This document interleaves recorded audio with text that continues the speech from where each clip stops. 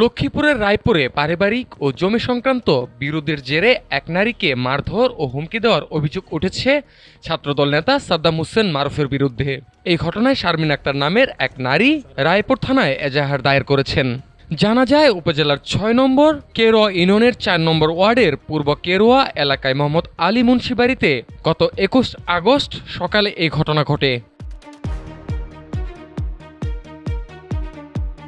অভিযুক্ত ছাত্রদল নেতা রায়পুর উপজেলার ৬ নং কেরোয়া ইউনিয়নের ছাত্রদলের সভাপতি।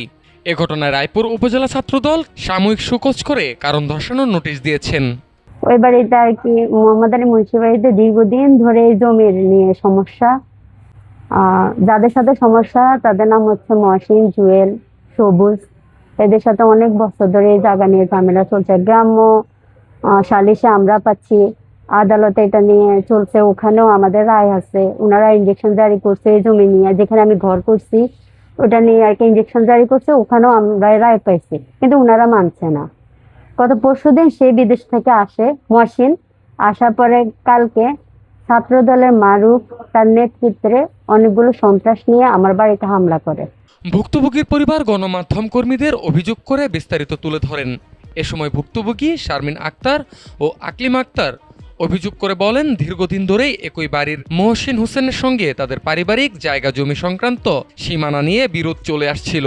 এর জের ধরে বিভিন্ন সময় তাদের মারধর ও জানমালের ক্ষতি করার হুমকি দিয়ে আসছিলেন। গত ২১ আগস্ট ছাত্রদল নেতা সাদ্দাম হোসেন মারুফের নেতৃত্বে মহসিন, জুয়েল, সবুজ সহ আরও ৮ থেকে ১০ জন দেশীয় অস্ত্রসহ তাদের উপর হামলা চালায় এবং একই সাথে বাড়িঘর ভাঙচুর করে। পরে তাদের চিৎকার শুনে স্থানীয়রা এসে উদ্ধার করে হাসপাতালে নিয়ে যায়। অভিযুক্ত ছাত্রদল নেতা সাদ্দাম হোসেন মারুফ বলেন, আপনি যদি আমি আমার মুখের কথা তো আর হইব না। আপনার যদি প্রয়োজন মনে হয় তাহলে আপনি জায়গা যান, ওখানে আশেপাশে অনেক মানুষজন আছে। যদি কেউ বলে যে আমি ওই জায়গার ভিতরে মানে কোন রকম কোন কারো গায়ে হাত দিছি বা কারো কোনো কিছু নষ্ট করছি, তাহলে আপনি আর যেমনে খুশি আপনি নিউজ করেন, আমার কোনো আপত্তি নেই। রায়পুর থানার ভারপ্রাপ্ত কর্মকর্তা নিজামুদ্দিন ভূঁইয়া বলেন, এই ঘটনায় মামলা হয়েছে। অভিযোগটি তদন্ত করে প্রয়োজনীয় আইনগত ব্যবস্থা নেওয়া হবে। ২ নম্বর আসামি দিছে, নাম দিছে 2 জনের অজ্ঞাত, মনে 15-20 জন। 2 নম্বর আসামি অ্যারেস্ট আছে। ছাত্রদলের যে নেতা, ওই নেতা যে মানে অভিযোগ, এজাহারের নাম নাই। ওর এজাহারের নাম নাই না?